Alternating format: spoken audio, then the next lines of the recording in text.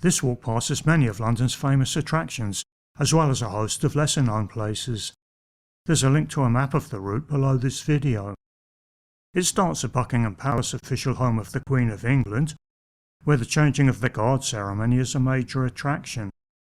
To the left of the facade along Buckingham Palace Road, the Royal Mews and Queen's Gallery are also popular. The nearest underground station is Green Park. Leave Buckingham Palace along the Mall, the route used by visiting foreign dignitaries when meeting the Queen. To the left, sentries guard gated Clarence House, where several members of the royal family reside. Then just past the first junction, Queen Mary's commemoration plaque is set into the wall of Marlborough House where she once lived. Her husband was King George V. Past the statues of King George VI, his wife Elizabeth, and the facade of the Royal Society building. Before reaching Admiralty Arch, turn right by the shrewdly camouflaged Admiralty Citadel to Horse Guards Parade. About 50 metres further on, near the statue of Clive, the once top-secret Churchill War Rooms have now become a popular tourist attraction. At the end of Horse Guards Road, go left towards Parliament Square, inhabited by several statues including Abraham Lincoln, Nelson Mandela, Mahatma Gandhi and Winston Churchill, and surrounded by 1,000 years of history. The clock tower, officially called the Elizabeth Tower, but more commonly known as Big Ben, seems to dominate.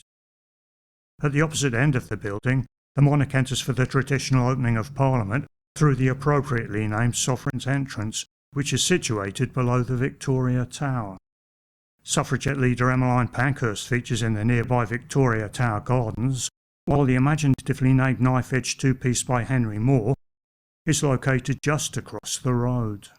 Beyond the sunken 14th century Jewel Tower, thought to have been built to house the valuables of King Edward III, King George V, cloaked in white, faces the Houses of Parliament. Nearby St Margaret's Church has a reasonable history. Sir Walter Raleigh, William Caxton and John Milton are buried there. Samuel Pepys and Winston Churchill were both married there. It's actually located within the grounds of Westminster Abbey, one of London's foremost tourist attractions, where since Christmas Day 1066, all of England's monarchs bar two have been crowned.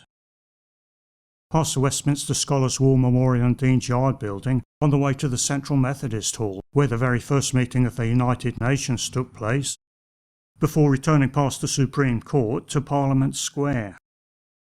Head along Whitehall past the cenotaph, designed by Edwin Lutyens, who is now at rest in the crypt of St Paul's Cathedral, to gated and guarded Downing Street, where the Prime Minister's official residence is at number 10.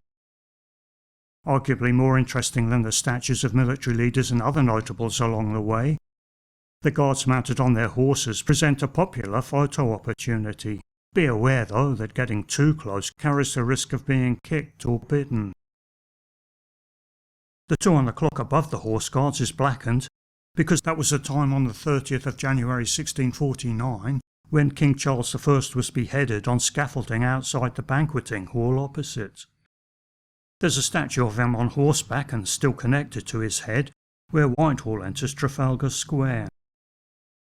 Dominant is Nelson's column, erected more than 40 long years after the Battle of Trafalgar took place.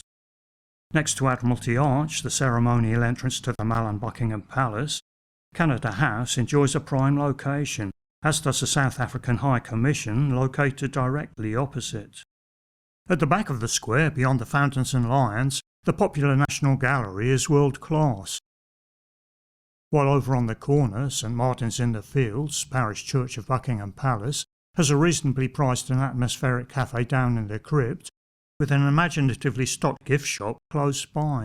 Visitors to the National Gallery quite often attend the free lunchtime recitals there, if only to give respite to weary feet.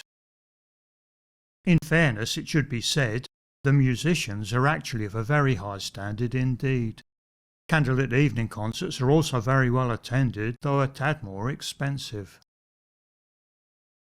Click the link to see the second video of this walking tour of London, which continues from Trafalgar Square and finishes at St Paul's Cathedral.